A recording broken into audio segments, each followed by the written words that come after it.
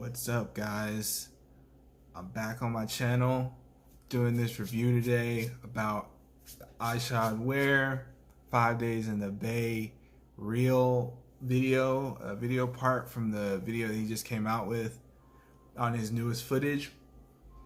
And I must say, I got a couple of key points, but one of the things that kicked this off and started it all was when Ishod was able to go pro for Real Skateboards in 2011, I want to say, but it was probably 2012.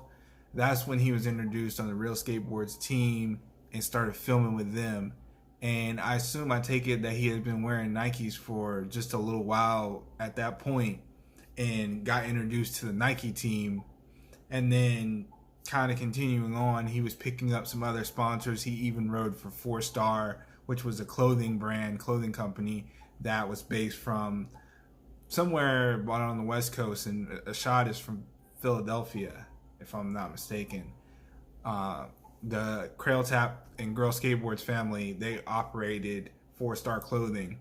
He rode for that company and that brand for probably a few years before they reconciled it, closed that down, and then he just ended up rocking the stuff that he rocks now. But as his footage goes and as the video part is, I think it's just like some of the most comprehensible Ishod footage that there is available just to this day, because he's done a lot of stuff in demos and the footage that he had then at certain points. But as far as just a video part, he looked like someone pushing a skateboard. And I don't know what his goal was is when that comes to those type of things. Him skating now, it's like a little bit more freedom, a lot of different shoes. You see the Jordan 1s making their presence known and making their way into skateboarding footage. Always happened in the early days of skateboarding. It just was like something people did in the very beginning. Now you see him wearing those Jordan 1s and doing frontside nose slides, switch 360 flips, tricks that are notable in skateboarding, but on a different form. The footage looked great. I liked most of the clips that he was doing, and it was cool because he would do something and he would either pop over a rail or do it backwards and then like ride into a quarter pipe, and you kind of couldn't see what he was setting up for. And it's not just because he had this type of kit on. I think the better he felt controlling and turning his body and finding out what to skate, the better the footage, the better the filmer interaction. And being on that location with those guys, it made the skating worth it, if that really makes any sense. Like it made videos better. It made the interactions around that same time better.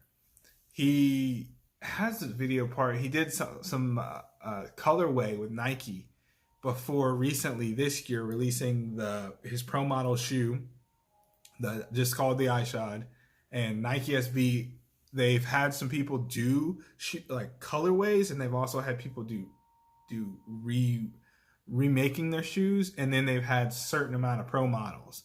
But there hasn't been a significant pro model since the Brian Anderson Nike SB, which came out in, I think it was 2015 or 2016.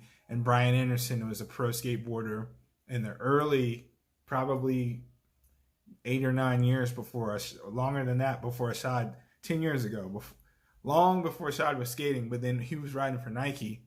Eventually, after being on Nike for that amount of time, they did something with him and they wanted to get his take and his idea about what would make a shoe.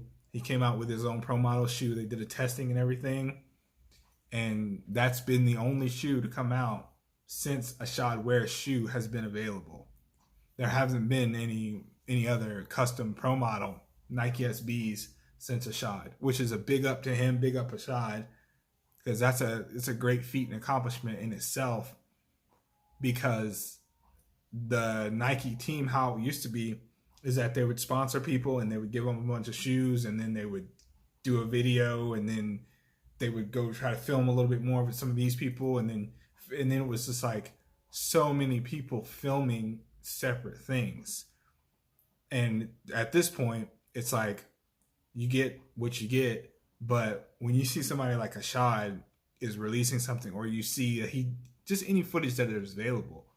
When you see that, you're like, wow, I think I want a nice solid video. I think I want to like skate this, as opposed to just like tons of people skating it, which was a great idea. But big ups in that scenario to Real and Ishod. I'm gonna peep a little bit more of the footage. He's got 2 different video parts that were recently released, and then even one a year ago before this was the Kyle Walker and him combined in this video called "Be Free," which I wasn't expecting in for any reason. It just, I guess I don't follow a lot of people on skateboarding in as far as my regular skateboarding feed, but if I'm on a message board, if I'm on a website, or somebody tells me, or if I see it in Thrasher or something, I'll know that this is a video. But that video just surprised me. One day it was like, oh, this is a video with Kyle and Ishod.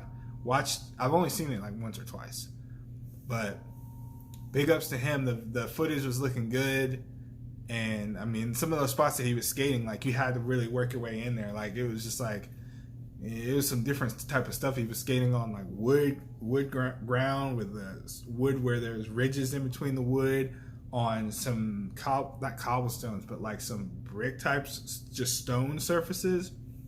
And then when you're skating, doing lines, and you're trying to work around the flow of everything, it's just like, it makes videos look unique, but it also is like mentally, why would I do this trick here? You know, what is it? Why would I try this trick?